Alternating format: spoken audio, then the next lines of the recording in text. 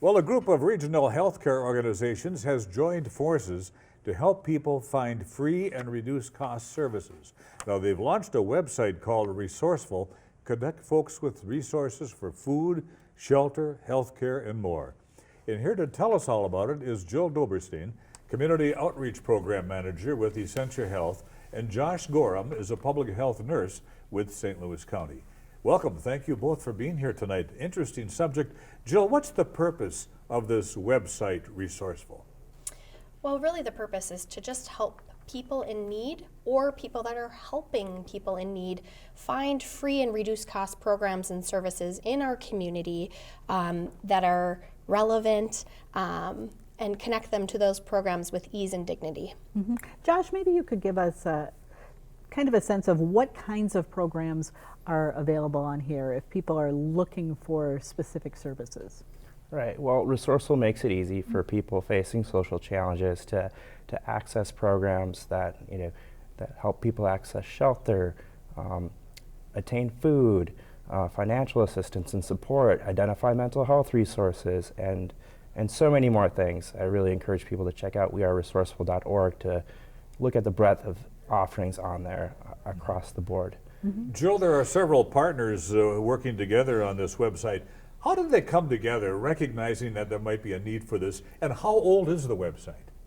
So the website just launched about 6 months ago, and Josh and I work together actually with a group of about 20 community-based organizations here in Duluth, everyone from public health to health systems to local programs like CHUM, Community Action Duluth, and others to form a team that's really working to engage our community in this launch. So making sure people looking for services know that it's available, making sure helpers in the community know how to navigate the website and connect those people that they're helping with these services, and then lastly engaged our community-based organizations to list their programs, make sure the hours of operation are updated, make sure the location, eligibility, all of those things are live on the website. That sounds like a huge task to just kind of keep it up to date because programs and pots of money change periodically, I imagine. Right. Lots of community organizations keep resource guides on their website,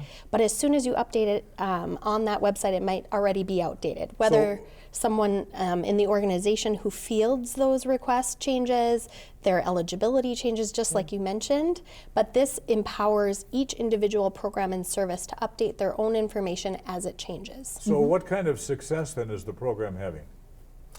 Well, so far there's over 3,000 different types of services listed on the website. And I know that in the past couple months there's been nearly 700 different kinds of referrals. Really?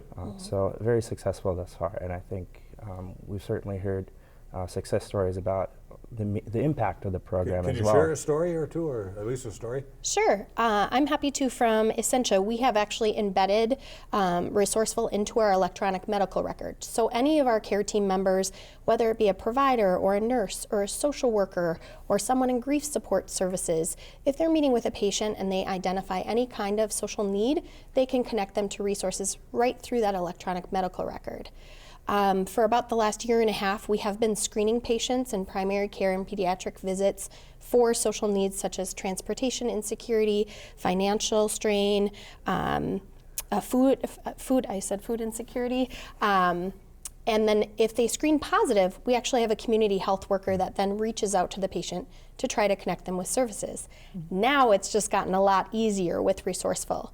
A patient story specifically shared with me by a community health worker recently was a patient who lives about 60 miles away from Duluth but had multiple medical appointments a month. His insurance didn't cover non-emergent transportation, and his partner no longer drives, and he doesn't have any family members close by. So the community health worker was able to identify in conversation with the patient that he was a veteran.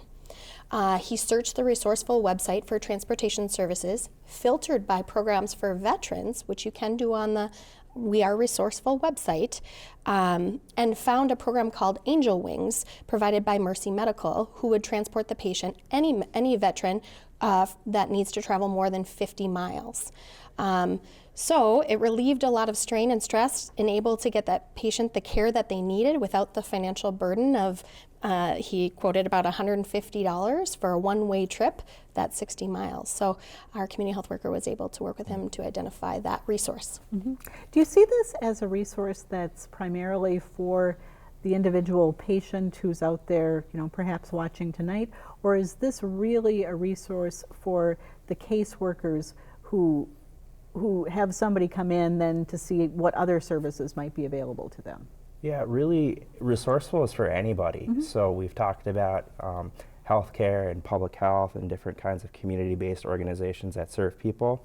But anyone sitting here watching this right now could open up their internet browser, go to weareresourceful.org, type in their zip code, and let's say I want to look for mental health resources. I could type that in, and I would get a list of different kinds of mental health resources, and I could text that or email that to a family member, or so yeah, it's a resource for anybody. Once people find what they're looking for on the website, what do they do with that information? Does the website tell them who to contact?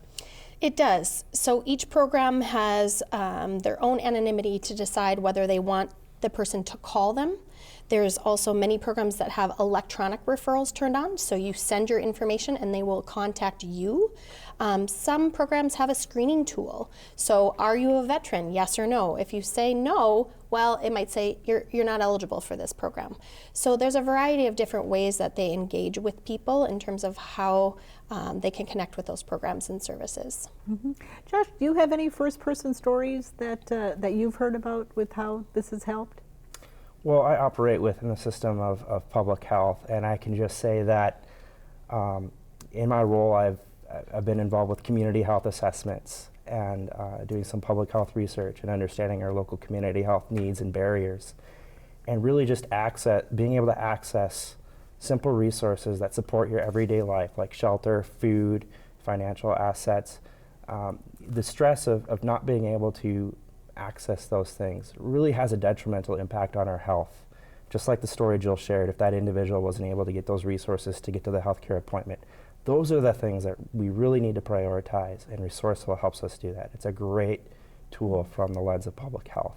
What are some of those barriers that people experience in real life that maybe this can help them get over? Well, so some of the most utilized programs, we talked about, I think Josh said 700 referrals in the last few months. Some of the most referred to programs are food resources. Whether they're applying for SNAP benefits or they're utilizing a local food shelf, those are some of the most common searched and referred to programs. Are there a lot of programs in the area that in the past have been underutilized, or pots of money that have just sat there not being tapped because people haven't known how to get in touch with the people or didn't know that they exist? It's a great question. This is certainly going to boost that opportunity for programs to receive referrals and get their information out there to people in need.